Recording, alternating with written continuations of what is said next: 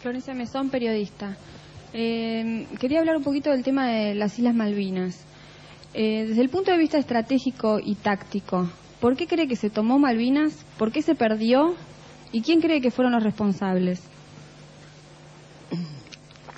Pienso que la operación del Atlántico Sur se hace sobre un contexto estratégico absolutamente mal evaluado y en el marco de lo que se... ¿Por Galtieri en ese momento?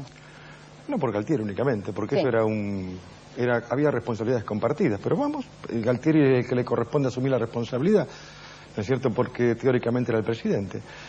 Pero precisamente con Galtieri es cuando comienzan las relaciones carnales. Yo les recuerdo que el proceso tuvo toda una relación estratégica de alianza y de apoyo de la Unión Soviética. La relación estratégica del proceso era la Unión Soviética, al punto tal que si ustedes leen algún hombre del viejo Partido Comunista Revolucionario como Carlos Echagüe, que tiene un libro, el desarrollo o el crecimiento del social imperialismo soviético en la Argentina, ustedes van a tener datos muy grandes de cómo los intereses y sobre todo los capitales del social imperialismo soviético crecen en la Argentina durante la época del proceso. Con Galtieri cambia la alianza estratégica del proceso. Galtieri va a Estados Unidos, le dan una palmada en la espalda, le dicen que es un general majestuoso. Lo reciben como un rey, ¿eh? Y a partir de ahí creo que se inicia una gran trampa que es la que los Estados Unidos y la NATO nos hace para que entremos en Malvinas.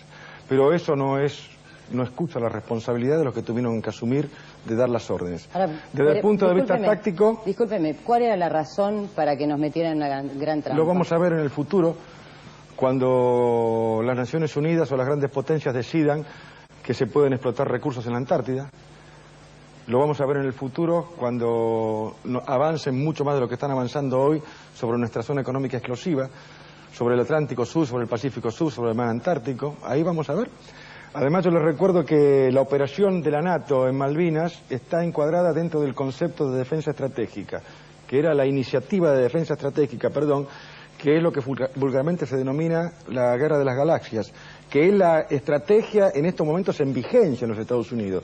El desarrollo estratégico de los Estados Unidos todavía se mantiene sobre lo que se denomina la iniciativa de defensa estratégica. Malvinas forma un polígono estratégico junto con la isla de Pascua, en la cual, como ustedes saben, hubo un gran problema en Chile. Se hizo una pista para el aterrizaje de taxis espaciales. La isla de Diego García, en el Índico, donde toda una población fue erradicada y se transformó por aquella época en base militar, y la isla de Trindade, al sur de Ascensión, que luego de la campaña de Malvinas los brasileros le ceden a los Estados Unidos. Era imposible ganar la guerra. ¿Lo sabían ustedes? Yo era mayor y me enteré afeitándome de que se había ocupado Malvinas. Pero usted apenas escuchó, ocupamos Malvinas. No, yo apenas escuché, más allá de lo que pensara del futuro de la guerra, sentí la tremenda alegría de poder combatir con el anglosajón, que es el enemigo histórico de la República Argentina y de toda Latinoamérica. Así que desde ese punto de vista, la alegría del soldado que sabe que va a combatir por sus ideales y por su patria. ¿Y el hombre con cabeza? A partir del momento que está la guerra, la cabeza se utiliza para solucionar los problemas tácticos que a uno se le presentan, como fuimos a la isla, ¿no es cierto? Pero de todas formas era imposible ganar la guerra. ¿Y por qué? Y sencillo, un ejército, unas fuerzas armadas, se prepara para una guerra, no para todas las guerras. El mecanismo de planeamiento es el siguiente: el gobierno o el poder político determina lo que se denomina la hipótesis de conflicto. ¿Qué es la hipótesis de conflicto para un lego, para un no iniciado? El gobierno le dice a sus fuerzas armadas, en caso de que ocurra esta crisis, este conflicto con este país o con estos países o en esta región, el problema militar va a ser cumplir este objetivo. Es decir, Eso sería la estrategia. Le plantea el problema. Ustedes van a tener la obligación de resolver este problema.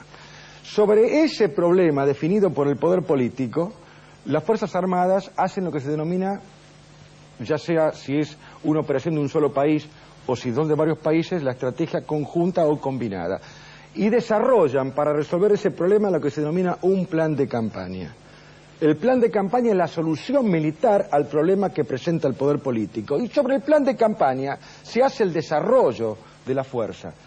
Sobre esa hipótesis de conflicto, sobre esa solución militar, entonces se dice, bueno, hacen falta tantos batallones, servicio militar obligatorio, servicio voluntario, tantos soldados, este fusil, tanta fragata, tantos aviones, tal tipo de misil, tal entrenamiento. Pero usted y se desarrolla durante años. Tiempo. Sí, muchos años, años y años. Cosa que no sobre muchas, fíjese, 70 años para 7 días. Hay un libro sobre este tema de un oficial argentino. 70 años para 7 días. Muchos años para un combate que a lo mejor son horas. Nosotros estábamos preparados para un combate regional, es decir, en el territorio, sobre la cordillera. Con Chile. Con Chile. En el estío, es decir, sobre la cordillera estival, es decir, en verano. Y un combate con el ejército chileno que es un combate de baja densidad. Nuestras tropas, por el armamento que tienen y por la dispersión y por la baja densidad de elementos en el amplio territorio, se desarrollarían combates de baja densidad. Y fuimos a un combate insular a 600 millas de la costa en invierno contra un enemigo que nos presentó un combate de alta densidad. Al punto tal que el inglés viene con armamento, sobre todo armamento aéreo, que ni siquiera los rusos en aquella época tenían en funcionamiento, como era el misil, el Sidewinder AILM-9 de vuelta encontrada, que era la última palabra en combate aire-aire. Bueno, entonces era imposible ganar esa guerra. De todas formas, probablemente se podría haber resistido más allá del 14 de junio, aunque a partir del 14 de junio, en los días posteriores, la isla se transformó en un témpano de hielo prácticamente.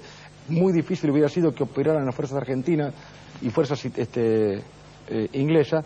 Los argentinos hubiéramos tenido que evacuar porque no había no hay nada en la isla, es un desierto.